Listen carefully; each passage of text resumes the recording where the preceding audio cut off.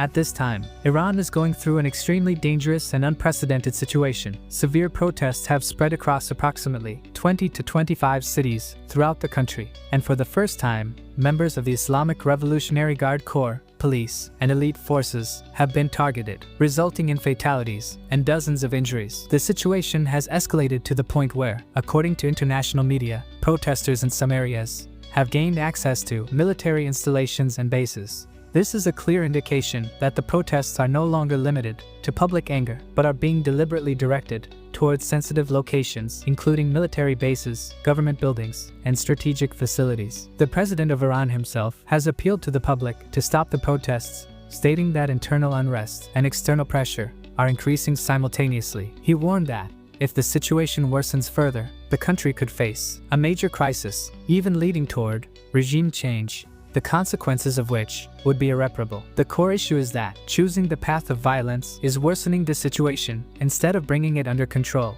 The public is already exhausted by severe inflation, currency devaluation, and economic hardship, and now their patience has completely run out. One extremely alarming aspect is that the Israeli intelligence agency, Mossad, is openly issuing messages in the Persian language, assuring protesters that their people are present among them and that they stand with them. It is an extraordinary situation for an intelligence agency to openly support protests in this manner.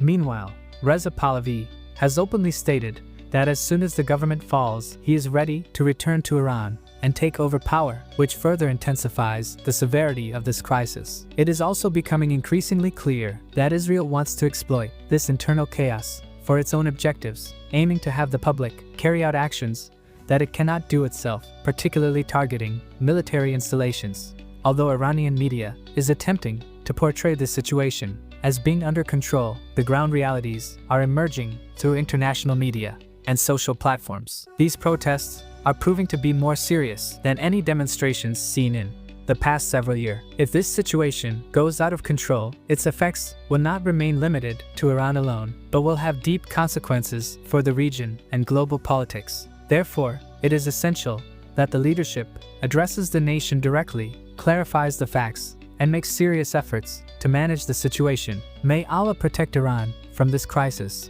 because continuous instability can lead to a devastating outcome.